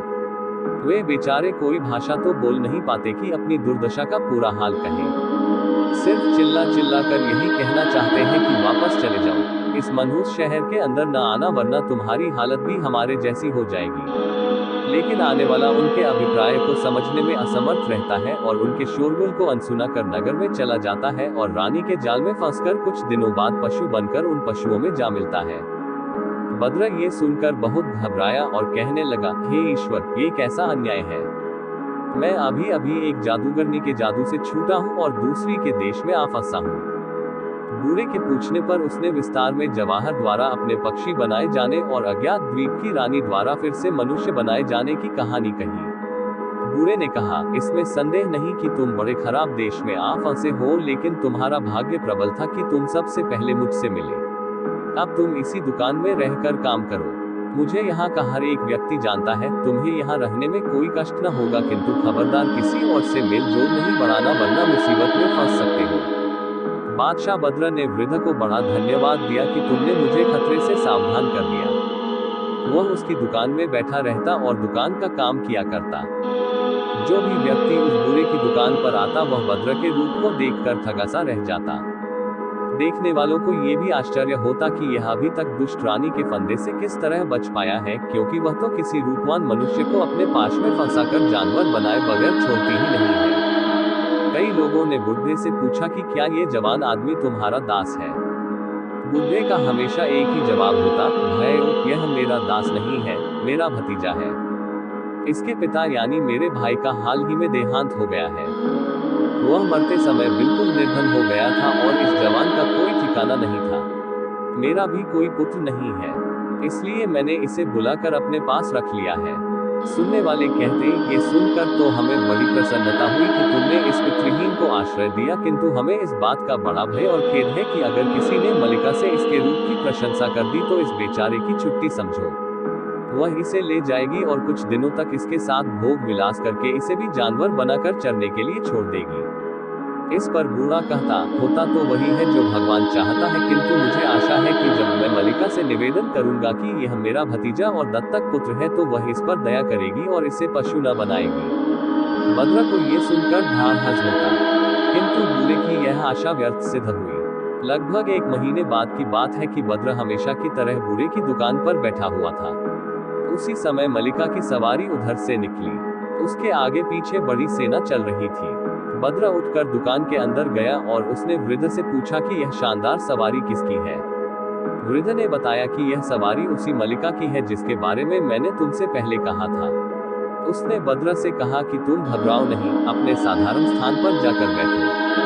बद्र अपनी जगह जा बैठा और तमाशा देखने लगा। फौज के जितने अफसर थे सभी उस बूढ़े को सलाम करते जाते थे। सारी फौज की वर्दी गुलाबी थी। उनके पीछे ख्वाजासराओं के दस्ते थे जो उम्दा कमकवाब के जोड़े पहने हुए थे। दुकान के सामने से निकलने पर उनके प्रमुखों ने भी वृद्ध को सलाम किया। उनके पीछे स्त्रियों का एक दल आया। वे कीमती कपड़े और जड़ाव जेवर पहने हुए थीं और उनके हाथों में बर्छियां चमक रही थीं। इन सशस्त्र दासियों के बीच में एक मुश्की घोड़े पर, जिसका साज सुनहरा था, जिसमें कई जगह हीरे जड़े हुए थे, अत्यंत भव्य परिधान पहने हुए रानी सवार थी। सभी दासियों ने भी झुक झुक कर वृद्ध को प्रणाम किया। जब मलिका की सवारी दुकान के सामने आई तो उसकी नजर बद्र पर पड़ी। वह उसे देखते ही उस पर मर मिटी और उसने दुकान के मालिक बूढ़े को आवाज दी। बूढ़ा बाहर निकला और उसने मलिका के घोड़े की रकाब चुनी। मलिका ने पूछा, ये सुंदर युवक जो तुम्हारी दुकान पर बैठा है कौन है? क्या ये तुम्हारा नौकर है? वृद्ध ने सिर झुकाकर कहा, सरकार, यह मेरा भतीजा है। कुछ दिन पहले इसका पिता यानी मेरा भाई मर गया। मेरे कोई औलाद नहीं थी, इसलिए इस लड़के को गोद ले लिया है, ताकि मेरा बुढ़ापा भी आराम से गुजरे और मरने के बाद मेरा नाम लेवा भी कोई रहे। मलिका तो बद्र के रूप को देखकर दीवानी हो रही थी। उसका पूरा इरादा हो गया कि उसको अपने शयन कक्ष में ले जाकर आनंद करे। उसने बूढ़े से कहा, बड़े मियाँ, मैं तुमसे प्रार्थना करती हूँ कि अपना भतीजा मुझे दे दो। हम लोगों के देवता अग्नि और प्रकाश हैं। मैं उनकी सौगंध खाकर कहती हूँ कि मेरे यहाँ इससे किसी प्रकार का कष्ट नहीं होगा। तुम मुझे हमेशा से मानते रहे हो और मुझे विश्वास है कि तुम मेरी इस प्रार्थना को न ठुकराओगे। अगर तुमने अपना भतीजा मुझे दे दिया तो मैं जन्म भर तुम्हारा एहसान मानूंगी। अब्दुल्ला यानी उक्त वृद्ध ने उसके विनय के पीछे छुपी हुई धमकी साफ साफ महसूस की और चाहा कि किसी बहाने से बद्र को मलिका के चंगुल से बचाए। उसने कहा, सरकार, ये तो आपकी असीम कृपा है कि मेरे भतीजे को अपने पास रखकर उसी का नहीं मेरा भी अपूर्व सम्मान किया। किंतु ये बड़ा अनाड़ी लड़का है, अभी गांव से आया। इस राजमहल के तो क्या सभ्य नागरिकों के भी तौर तरीके नहीं जानता, इसलिए अभी इसे कुछ दिन मेरे पास ही रहने दीजिए। महिला ने कहा, तुम इस बात की चिंता न करो, मैं इसे 1 दिन ही में सारे तौर तरीके सिखा दूंगी। अब तुम इस मामले में टालमटोल बिल्कुल न करो। मैं कह देती हूँ कि जब तक तुम इस युवक को मेरे हाथों में न सौंप दोगे मैं यहाँ से नहीं हटूंगी। मैं इसे लेकर ही जाऊंगी। मैं फिर अपने देवताओं अग्नि और प्रकाश की सौगंध खाती हूँ कि इसे किसी प्रकार का कष्ट नहीं दिया जाएगा और तुम भी इस बात पर कभी पश्चाताप न करोगे कि तुमने अपने भतीजे को मुझे सौंपा। अब बूढ़े ने सोचा कि जिद करना ठीक नहीं है। अगर मलिका को क्रोध आ गया तो मालूम नहीं मेरे साथ क्या कर डाले। उसने कहा, आपका हुक्म सिर आंखों पर, किंतु एक विनय है। ये भतीजा मुझे बहुत प्यारा है, कम से कम 1 दिन तो इसे मेरे पास और रहने दीजिए। कल यह अवश्य आपकी सेवा में उपस्थित हो जाएगा। मलिका ने यह बात मान ली और अपने सेना के साथ वापस चली गई। उसके जाने के बाद बूढ़े ने बद्र से कहा, मैं तो नहीं चाहता था कि तुम्हें उसके हाथ में दूं, लेकिन मुझे भय था कि अगर वह क्रोध में आ गई तो इसी समय हम दोनों को मरवा देगी। शायद वह तुम्हारे साथ दुर्व्यवहार न भी करे। उसने अपने आराध्य अग्निदेव की कसम खाई है। फिर मलिका के सारे दरबारी मुझे मानते हैं, वे भी तुम्हारी भरसक सहायता करेंगे। भद्र को इन बातों से कुछ ढाढ़स हुआ और वह कहने लगा, अब तो जो कुछ मेरी किस्मत में है वह भोगना ही पड़ेगा। अब चाहे इस रानी के हाथों में मेरी मौत हो या मेरे भाग्य खुले, मुझे तो उसके पास जाना ही है। बूढ़े ने कहा, तुम अधिक चिंता न करो। यद्यपि रानी जादूगरनी है और उसके पास राजशक्ति भी है, किंतु वह मेरी शक्ति भी जानती है। वह अचानक कोई बात मेरी मर्जी के खिलाफ नहीं करेगी। फिर भी वह महादुष्ट है। तुम्हें चाहिए कि हरदम होशियार रहो और अगर कोई बात असाधारण रूप से होते देखो तो मुझे उसकी सूचना देते रहना। दूसरे दिन वह पापिनी रानी पिछली जैसी शान शौकत से निकली और अब्दुल्ला की दुकान पर रुक गई। वह बूढ़े अब्दुल्ला से कहने लगी, तुम्हारे भतीजे के ख्याल में मैं रात भर सो नहीं सकी। अब तुमने कल जो वादा किया था उसे निभाओ। बूढ़े ने मलिका के सम्मानार्थ अपना शीश भूमि से लगाया, फिर मलिका के समीप जाकर ताकि उसकी बात को कोई दूसरा न सुने बोला, कल जो कुछ मैंने अपने भतीजे के बारे में कहा था उसे कृपया न भूलें। मैं उसे आपके हाथों में सौंपता हूँ, किंतु इस बात का ध्यान अवश्य रखें कि इसे किसी प्रकार का कष्ट न हो। मैंने आपसे पहले भी कहा है कि और अब फिर कहता हूँ कि यह लड़का मेरे बेटे जैसा है और इसके दुख से मुझे दुख होगा। मलिका ने कहा, तुम्हें विश्वास क्यों नहीं हुआ है? मैंने तो इस बारे में तुम्हारे सामने अग्नि देवता की सौगंध खाई है कि मेरे पास कोई दुख नहीं पहुंच सकता। बूढ़े ने भद्र का हाथ मलिका के हाथ में दिया और कहा, आपकी बात पर विश्वास न होने का कोई प्रश्न नहीं है, किंतु जहां आपने इतनी कृपा की है वहां इतनी कृपा अवश्य कीजिए कि इसे कभी कभी यहाँ आकर मुझसे मिलने की अनुमति दे दे। इसीलिए मैंने दोबारा इसे दुख न पहुँचने की बात की है। ये कभी कभी आकर मुझसे मिलेगा तो मुझे तो संतोष होगा ही, इसे भी धैर्य बना रहेगा। मलिका ने ये स्वीकार कर लिया और 1000 अशरफियों का एक तोड़ा बूढ़े को दे दिया। फिर नौकरों को आज्ञा दी कि एक बढ़िया घोड़ा लाओ जिसका साज बहुत अच्छा हो। वे तुरंत ही ऐसा घोड़ा ले आए। मलिका के कहने पर भद्र उस पर सवार हो गया। मलिका ने बूढ़े से उसका नाम पूछा तो उसने नाम बताया, भद्र। मलिका बोली, ये नाम ठीक नहीं है, इसे तो भद्र चांद के बजाय शम्स सूर्य कहना चाहिए। ये कहकर मलिका अपने महल की ओर चल दी। भद्र भी अपने घोड़े पर उसके पीछे बाएं बाजू से चलने लगा।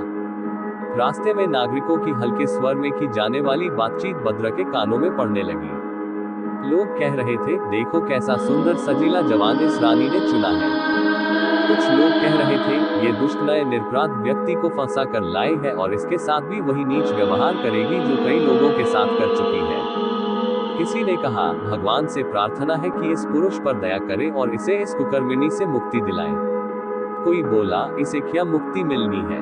इसके भाग्य ने साथ दिया होता तो इस व्यभिचारिणी के फंदेही में क्यों फंसता। इन बातों को सुनकर भद्र को विश्वास हो गया कि मलिका के बारे में बूढ़े अब्दुल्ला ने जो कुछ कहा है और जो चेतावनी मुझे इसके बारे में दी है वह अक्षरशः ठीक है और मुझे सचेत रहना चाहिए। मलिका ने महल के बाहर घोड़े से उतरने के बाद भद्र का हाथ पकड़ा और उसे महल के अंदर ले गई। महल की शान शौकत का क्या कहना। जो चीज भी देखिए, चाहे चौकी हो चाहे अलमारी, वह स्वर्ण से निर्मित थी और हर चीज में नाना प्रकार के रत्न जड़े थे। फिर वह उसे अपने साथ बाग की सैर के लिए ले गई। भद्र ने महल की प्रत्येक वस्तु और बाग की उचित शब्दों में प्रशंसा की। महल के सारे कर्मचारी समझ गए कि यह कोई देहाती गंवार नहीं है, बल्कि किसी संभ्रांत परिवार का व्यक्ति है जो हर बहुमूल्य वस्तु का सही मूल्यांकन करता है। बाग में घूमते घूमते खाने का समय हो गया और दासियों ने कहा कि भोजन तैयार है। मलिका उसे लेकर भोजन कक्ष में आई और दोनों सोने चांदी के बर्तनों में स्वादिष्ट राजसी व्यंजन खाने लगे। खाना खत्म करने के बाद मलिका ने एक स्फटिक पात्र में स्वच्छ सुवासित मदिरा भरकर पी और एक प्याला भद्र को दी। अब मदिरापान का सिलसिला चलने लगा और गाने बजाने वाली सेविकाएं आकर अपनी कला का प्रदर्शन करने लगी। देर तक ये राग रंग चलता रहा। जब काफी रात बीत गई और दोनों को खूब नशा चढ़ गया तो मलिका ने राग रंग की सभा को समाप्त करने का इशारा किया और अन्य दासियां दोनों को शयन कक्ष में ले गईं। दोनों ने केली क्रीड़ा की और सो गए। दूसरे दिन सुबह उठकर स्नान करने के बाद दोनों ने नए वस्त्र पहने और दिन का भोजन किया। कुछ देर के आराम के बाद मलिका फिर उसे बाग की सैर को ले गई और घंटों तक वे लोग आपस में वार्तालाप और हंसी मजाक करते रहे। शाम होने पर वे महल के अंदर गए और पूर्व संध्या की भांति भोजन, मद्यपान और गायन वादन से आनंदित होने के बाद दोनों ने शयन कक्ष में विहार तथा शयन किया। लगभग 40 दिन तक यही क्रम चला। मलिका ने भद्र के साथ का पूरा आनंद उठाया, किंतु अब उसका रवैया बदलने लगा था। भद्र ने ये परिवर्तन लक्ष्य किया और सचेत हो गया कि कहीं उसके साथ कोई शरारत न की जाए। एक दिन आधी रात को वह शैया से उठ गई। वो समझ रही थी कि भद्र सोया हुआ है, किंतु वह जाग रहा था, सिर्फ सोने का बहाना किया था। वह खुली आंखों से मलिका के कार्यकलाप को देखने लगा। मलिका ने एक संदूक खोला और उसमें से एक प्याला निकाला जिसमें पीली मिट्टी भरी हुई थी। फिर वह विशाल शयन कक्ष के एक कोने में गई और वहां जाकर कुछ मंत्र पढ़ने लगी, जिससे कुछ क्षणों में वहां एक जलकुंड पैदा हो गया। ये लीला देखकर भद्र भयभीत हुआ और बिस्तर पर पड़ा पड़ा कांपने लगा, लेकिन अपनी जगह से नहीं हिला। मलिका ने उस कुंड से एक पात्र में जल भरा और दूसरे पात्र में थोड़ा मैदा लेकर उस जल से उसे सानने लगी। वह मैदा सानते सानते कोई मंत्र भी पढ़ रही थी। फिर उसने एक अलमारी से कई डिबिया और खाना पकाने के बर्तन निकाले। डिबियों में से कुछ खास मसाले और दवाएं निकालकर उसने सने हुए मैदे में मिलाया और एक कुलचा तैयार किया। फिर कोयले सुलगा कर तवे पर कुलचे को सेंका और बाद में उसे सीधे कोयलों पर सेंका। कुलचा सिक जाने पर उसने अलमारी में सामान रखा और मंत्र पढ़कर जलकुंड को गायब कर दिया। कुलचे को सावधानी से रखने के बाद वह भद्र के पार्श्व में लेटकर सो रही। भद्र ने ये सब देखकर समझ लिया कि इस सारी क्रिया में कोई गहरा रहस्य है। उसने सोचा कि मुझे यहाँ रहते 40 दिन हो गए हैं और अब मलिका कोई नया गुल खिलाना चाहती है और इस मामले को अब्दुल्ला से कहना चाहिए। सुबह नहा धोकर जब उसने नए कपड़े पहने तो उसने मलिका से कहा, आपने मुझ पर इन दिनों ऐसी कृपा की और ऐसे आराम से रखा कि मैं भोग विलास में अपने बुरे चचा को बिल्कुल भूल गया। वे बेचारे मेरी याद करके दुखी होते होंगे और मेरी लापरवाही पर कुड़ते होंगे। आप 2-3 घंटे की अनुमति दे तो मैं उन्हें देखाऊं। मध्याह्न भोजन के समय तक वापस आ जाऊंगा। बस दोनों को एक दूसरे की कुशलक्षेम पूछनी है। मलिका को उसकी ओर से कोई शंका न थी। उसने अनुमति दे दी। साथ ही एक बढ़िया मुश्की घोड़ा मंगवा कर और 2-1 गुलामों को उसके साथ के लिए देकर उसे अब्दुल्ला की दुकान की तरफ रवाना कर दिया। भद्र ने गुलामों को बाहर घोड़े के पास बिठाया और खुद दुकान के अंदर चला गया। अब्दुल्ला उसे देखकर खुश हुआ और पूछने लगा कि मलिका के साथ कैसी गुजर रही है। भद्र ने कहा कि अभी तक तो उसने मुझे बड़े आराम और अपनत्व के साथ रखा है, किंतु कल रात को जो कुछ मैंने देखा उससे मेरे मन में संदेह हो रहा है। फिर उसने विस्तार पूर्वक विगत रात की घटनाओं का वर्णन किया और कहा, अभी तक तो तुम्हारी बातें मैंने सिर्फ मामूली तौर पर याद रखी थी, किंतु इस रहस्यमय व्यापार से मुझे बड़ी घबराहट हुई और मैं तुम्हारे पास आ गया। अब मुझे बताओ कि वह क्या करना चाहती है और उसकी दुष्टता से मैं कैसे बच सकता हूँ, क्योंकि मुझे संदेह है कि वह मुझे हानि पहुँचाना चाहती है। अब्दुल्ला ने हंसकर कहा, अब वह तुम्हें भी जानवर बनाने की तैयारी कर रही है। ये तुमने बहुत अच्छा किया कि फौरन मेरे पास चले आए। अब तुम किसी प्रकार का भय न करो और जो उपाय मैं बताऊं वह करो। फिर उसने एक संदूक से 2 कुलचे मैदे के निकाले और भद्र को देकर बोला, यह अपने पास रखो। वह अपने बनाए हुए कुलचे को खाने के लिए तुम्हें देगी। तुम शौक से उसे ले लेना, किंतु उसे खाने के बजाय उसकी निगाह बचाकर उसे अपनी एक आस्तीन में रख लेना और दूसरी आस्तीन से निकालकर मेरा दिया एक कुलचा खाने लगना। वह समझेगी कि तुम उसका दिया कुलचा खा रहे हो। फिर वह तुम्हें कहेगी कि अमुक पशु बन जाओ। तुम उसका कुलचा न खाने के कारण अपने शरीर ही में रहोगे। वह आश्चर्य करेगी, किंतु तुम उसके शब्दों या कार्यों पर प्रकटता कुछ ध्यान न देना। फिर होशियारी से उसका बनाया हुआ कुलचा उसे यह कहकर खिला देना कि यह अब्दुल्ला ने तुम्हारे लिए भेजा है। जब वह अपना बनाया कुलचा खा ले तो उसके मुंह पर पानी के छींटे देना और कहना, अमुक पशु बन जा। उस समय तुम जिस पशु का नाम लोगे वह वही पशु बन जाएगी। फिर तुम उसे मेरे पास ले आना और उसी समय हम लोग ये तय करेंगे कि उसका क्या किया जाए। भद्र को अब्दुल्ला की योजना बहुत पसंद आई। वह तेज तर्रार आदमी था और लोगों की निगाहों से बचाकर चीजों को कुशलता पूर्वक छुपा लेने में प्रवीण था। उसने कई बार बुरे की योजना को उसके सामने दोहरा कर हृदयगम कर लिया और बाहर आकर घोड़े पर सवार होकर महल की ओर चल पड़ा। वहां पहुंचा तो देखा कि मलिका बाग में बैठी हुई उसकी प्रतीक्षा कर रही है। भद्र को देखकर कहने लगी, मेरे प्रियतम, तुमने इतनी देर क्यों लगाई? तुम जानते हो कि मैं तुम्हारे बगैर एक क्षण भी नहीं रह सकती।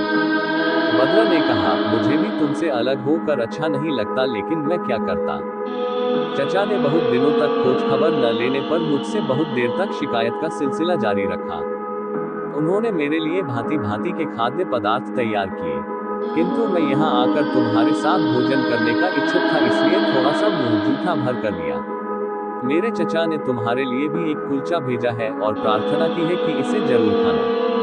ये कहकर उसने अब्दुल्ला के दिए हुए कुलचों में से एक निकाला। मलिका बोली, अब्दुल्ला का मुझ पर बड़ा स्नेह है, मैं उसका दिया हुआ कुलचा जरूर खाऊंगी, लेकिन इससे पहले तुम ये कुलचा खाओ जो मैंने खास तौर पर तुम्हारे लिए अपने हाथ से पकाया है। ये कहकर उसने रात को पकाया हुआ कुचला बद्र को दिया। बद्र बड़ी देर तक उसकी प्रशंसा करता रहा कि इस कृपा को कभी भूल न सकूंगा। इसी वार्तालाप में उसने मलिका का दिया हुआ कुलचा छिपा लिया और अब्दुल्ला का दिया हुआ कुलचा खा लिया और उसके स्वाद की बड़ी प्रशंसा की। मलिका ने उसके पूरा कुलचा खा लेने पर उस पर जल छिड़का और कहा, भद्दा काना घोड़ा बन जा। किंतु बद्र ने साधारण कुचला खाया था, इसलिए उस पर कुछ प्रभाव न हुआ। मलिका को बड़ा आश्चर्य हुआ कि जादू ने असर क्यों नहीं किया। उसने सोचा कि कुलचा तैयार करने में कुछ भूल हो गई होगी और रात को वह फिर होशियारी से जादू का कुलचा तैयार करेगी और इस समय इसे किसी प्रकार का संदेह होना न चाहिए। अतएव जब बद्र ने अब्दुल्ला के कुलचे के नाम पर उसी का कुलचा उसे दिया तो वह कुछ देख न सकी और उसे खा गई। बद्र ने उसे मुंह पर पानी के छींटे देकर कहा, घोड़ी बन जा। वह तुरंत घोड़ी बन गई। अपनी ये दशा देखकर वह बड़ी दुखी हुई और बद्र के पांवों पर अपना थूथन रगड़कर क्षमा प्रार्थना करने लगी। किंतु ये बेकार था, बद्र चाहने पर भी उसे स्त्री नहीं बना सकता था। बद्र ने साइस से कहा कि इस घोड़ी के मुंह में लगाम लगा दे, किंतु उसके मुंह में कोई लगाम ठीक से जमती ही नहीं थी। फिर बद्र ने 2 घोड़े मंगाए, एक पर खुद सवार हुआ और दूसरे पर साइस को बिठाया और घोड़ी बनी हुई मलिका को रस्सी बांधकर घसीटता हुआ अब्दुल्ला की दुकान पर ले गया। अब्दुल्ला ने दूर से ये दृश्य देखा तो प्रसन्न हुआ। वह समझ गया था कि बद्र अपने कार्य में सफल हुआ है और मलिका को उसकी दुष्टता का उचित दंड मिला। बद्र घोड़े से उतरा, साइस के हाथ में नई घोड़ी की रस्सी दी और दुकान में चला गया। अब्दुल्ला ने उठकर उसे गले लगाया और उसकी चतुरता की बड़ी प्रशंसा की। बद्र ने उसे पूरा हाल बताया और कहा कि इसके मुंह में कोई लगाम नहीं समाती। बूढ़े अब्दुल्ला ने अपने घोड़ों में से एक की लगाम लगाई तो वह घोड़ी बनी हुई मलिका के मुंह में आ गई। फिर उसने बद्र से कहा कि अब तुम इस देश में बिल्कुल न ठहरो, इसी घोड़ी पर सवार होकर अमुक मार्ग से होते हुए अपने देश को चले जाओ, लेकिन ये ध्यान रखना कि यह लगाम कभी इसके मुंह से निकलने न पाए, वरना ये तुम्हारे काबू के बाहर हो जाएगी। ये कहकर और रास्ते का ब्यौरा देकर वृद्ध ने उसे विदा किया। बद्र उसी घोड़ी बनी हुई रानी पर बैठकर चल दिया। कई दिनों के बाद वह एक देश में पहुंचा। वहां उसे एक बूढ़ा मिला। ये दूसरा बूढ़ा भी बड़ा सभ्य आदमी लगता था। उसने बद्र से उसके बारे में पूछा कि कहां से आते हो, कहां जाने का इरादा है, यात्रा ठीक से हो रही है या नहीं, आदि। बूढ़ा उसे इन्हीं बातों में लगाया था कि एक भिखारिन सी दिखाई देने वाली बुढ़िया आई और बोली, तुम मुझे ये घोड़ी दे दे और कोई अच्छा घोड़ा ले लो। मेरे पुत्र की घोड़ी बिल्कुल ऐसी ही थी, लेकिन वह मर गई और मेरा बेटा इससे बड़ा दुखी है। तुम जो भी दाम इस घोड़ी का मांगोगे मैं दूंगी। बद्र को तो घोड़ी बेचनी ही नहीं थी। उसने इनकार किया। बुढ़िया पीछे पड़ गई और बोली, बेटा मुझ पर दया करो, घोड़ी न मिली तो मेरा बेटा दुख से मर जाएगा और वह मर गया तो मैं भी जीवित न रह सकूंगी। बद्र ने उससे पीछा छुड़ाने के लिए कहा कि इसका मूल्य बहुत है, तुम दे नहीं सकोगी। बुढ़िया ने कहा कि तुम दाम बताओ तो मैं किसी भी तरह दाम दूंगी। बद्र ने सोचा, ये भिखारिन अधिक से अधिक कुछ रुपयों का प्रबंध कर सकेगी, इसलिए उसने कहा कि तुम मुझे 1000 अशर्फी दो और यह घोड़ी ले जाओ। बुढ़िया ने ये सुनते ही अपनी कमर में बंधी हुई थैली निकाली और बद्र को देकर कहा, यह अशर्फियां गिन लो और घोड़ी मुझे दो। 2-4 अशर्फियां कम हो तो मेरा घर पास ही है, फौरन ला कर दे दूंगी। अब बद्र घबराया और बोला, अम्मा ये थैली रख ले, मैं इस घोड़ी को किसी भी मूल्य पर नहीं बेचूंगा। बूढ़ा पास ही खड़ा था और सारी बातें सुन रहा था। वह बोला, भाई अब तो तुम्हें ये घोड़ी देनी ही पड़ेगी। तुम्हें इस देश का नियम नहीं मालूम है। यहाँ पर जो आदमी व्यापार में धोखा करता है उसे प्राणदंड मिलता है। तुमने जो मूल्य मांगा वह इस बुढ़िया ने दे दिया। अब तुम बेकार की हुज्जत न करो। घोड़ी बुढ़िया की हो गई, उसे फौरन बुढ़िया को दे डालो। सौदे का गवाह मैं हूँ।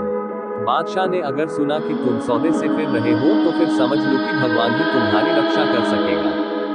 बद्र ये सुनकर बहुत परेशान हुआ, किंतु बहुत सोचने पर भी उसे घोड़ी को बचाने का कोई उपाय न सूझा। अंततः वह घोड़ी से उतर पड़ा और उसने घोड़ी की लगाम बुढ़िया के हाथ में दे दी। बुढ़िया घोड़ी को पास ही बहने वाली एक नहर पर ले गई और उसकी लगाम निकालकर उसने घोड़ी के मुंह पर पानी छिड़क कर कहा, मेरी प्यारी बेटी, घोड़ी का शरीर छोड़कर अपने पुराने शरीर में आ जाओ। ये कहते ही मलिका अपने असली रूप में आ गई। बद्र ये देखकर डर के मारे गश खाकर जमीन पर गिरने लगा। उस बूढ़े ने बद्र को थाम लिया। बुढ़िया वास्तव में मलिका की माँ थी और मलिका ने सारी जादू की विद्या उसी से सीखी थी। बेटी को असली रूप में लाकर उसने अपने गले लगाया। इसके बाद उसने एक मंत्र पढ़ा जिससे पश्चिम की ओर से एक महाभयानक और अतिविशाल दैत्य प्रकट हुआ। उसने एक हाथ से बद्र और दूसरे हाथ से मलिका और उसकी मां को उठाया और आकाश में उड़कर उसने 2 क्षण ही में सबको मलिका के महल में पहुंचा दिया। मलिका ने वहां पहुंचने पर दांत पीसते हुए बद्र से कहा, दुष्ट, मेरे एहसानों का तूने ये बदला दिया। अब देख मैं तुझे कैसा दंड देती हूँ। तेरे बने हुए चचा को मैं बाद में समझूंगी। ये कहकर उसने हाथ में पानी लेकर बद्र पर छिड़का और कहा, मनहूस उल्लू बन जा। बद्र उल्लू के रूप में आ गया। फिर मलिका ने उसे एक नई दासी को देकर कहा, इसे पिंजरे में बंद कर दे और इसे दाना पानी कुछ न देना, अपने आप भूखा मर जाएगा। दासी दयालु थी। उसने बद्र को पिंजरे में तो बंद कर दिया किंतु मलिका से छुपाकर उसे खाना पानी देती रही। उस दासी ने उसी दिन गुप्त रूप से अब्दुल्ला से भी कहा, मलिका ने तुम्हारे भतीजे को पकड़ लिया है। वो देर सवेर उसे तो मार ही डालेगी। अब तुम अपनी जान बचाओ क्योंकि उसने तुम्हें मारने की भी धमकी दी है। अब्दुल्ला ने समझ लिया कि कठिनतम समय आ गया है और अपनी शक्ति से पूरा काम लेना चाहिए। उसने एक विशेष ध्वनि निकाली। तुरंत ही एक जिन प्रकट हो गया। उसके 4 हाथ थे और सबों में पंखे लगे थे। उसका नाम बक था। उसने आते ही कहा, स्वामी क्या आ गया है? अब्दुल्ला ने कहा, तुम्हें बद्र के प्राणों की रक्षा करनी है किंतु अभी सिर्फ ये करो कि इस दासी को ईरान के शाही महल में पहुंचा दो ताकि इसके मुंह से राजमाता गुलनार अपने पुत्र का पूरा समाचार जान ले। जिन ने तुरंत ही उस दासी को ईरान के राजमहल की छत पर पहुंचा दिया। दासी जीने से उतरकर नीचे गई तो देखा कि गुलनार और उसकी माता चिंतित होकर बातचीत कर रही थी। दासी ने विनयपूर्वक दोनों को प्रणाम किया और बताया कि बद्र जादू देश की मलिका की कैद में उल्लू बनकर पड़ा हुआ है। गुलनार ने दासी को गले लगा लिया और उसके काम की बड़ी सराहना की। फिर उसने आज्ञा दी कि यह मुनादी करवाई जाए कि बादशाह बद्र 2-1 दिन ही में देश में आने वाले हैं। तीसरी बात उसने ये की आग मंगा कर उसमें सुगंधित द्रव्य डालकर मंत्र पढ़ा और इस तरह अपने भाई सालेह को बुला लिया। सालेह के आने पर उसने बताया कि तुम्हारा भांजा बद्र जादू के देश की अग्निपूजक रानी की कैद में उल्लू बनकर पड़ा हुआ है। सालेह ने अपनी समुद्री सेना को तुरंत जादू के देश में पहुंचने का आदेश दिया और कहा कि मैं भी वहां शीघ्र आ रहा हूं। फिर उसने जिन्नों की एक बड़ी फौज इकट्ठी की और उसे लेकर उक्त देश में पहुंच गया।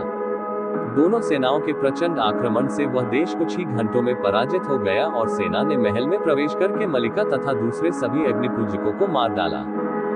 गुलनार भी वहां पहुंच गई थी।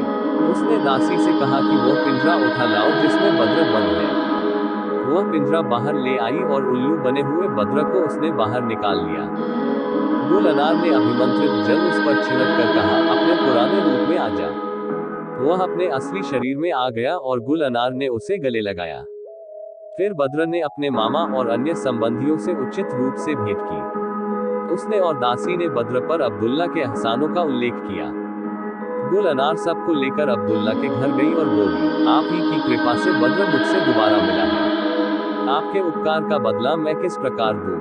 बूढ़े ने कहा, मुझे तो भगवान ने जो कुछ दिया है वही मेरे लिए बहुत है किंतु मुझे इनाम देना ही चाहे तो ये दीजिए कि बादशाह बद्र का विवाह इस दासी से कर दे क्योंकि यह सुंदर और चतुर भी है और इस समय इसने बद्र की और मेरी अमूल्य सेवा की है। गुलनार ने यह मान लिया और काजी को बुलाकर बद्र के साथ दासी का विवाह करा दिया। अब बद्र ने माँ से कहा, मैंने तुम्हारी और इन पितातुल्य अब्दुल्ला साहब की आज्ञा बगैर नानुकर के मान ली, लेकिन तुम जानती हो कि मेरी हार्दिक इच्छा समंदाल देश की शहजादी जवाहर से विवाह करने की है। गुलनार ने मुस्कुराकर कहा, अच्छा, उसका प्रयत्न भी करेंगे। ये कहकर उसने समुद्री कटक को आदेश दिया कि जलथल में जहां भी बद्र के योग्य राजकुमारी देखो उसे बद्र के साथ ब्याहने को यहाँ ले आओ। बद्र ने कहा, ये सब बेकार बातें हैं, मैं तो शहजादी जवाहर ही से विवाह करूंगा, किसी और से नहीं। उसने मुझे जो कष्ट दिया वह अपने पिता के कष्ट से कुपित होकर दिया है। अगर आप लोग समंदाल नरेश को कैद से छुड़ाकर यहाँ बुलाएं तो वह अब जवाहर से मेरे विवाह की बात अवश्य स्वीकार कर लेगा। गुल अनार ने कहा, बेटे अभी तो वह तुम्हारे मामा की कैद में है, उसको यहाँ आने ही पर मालूम होगा कि उसे विवाह स्वीकार है या नहीं।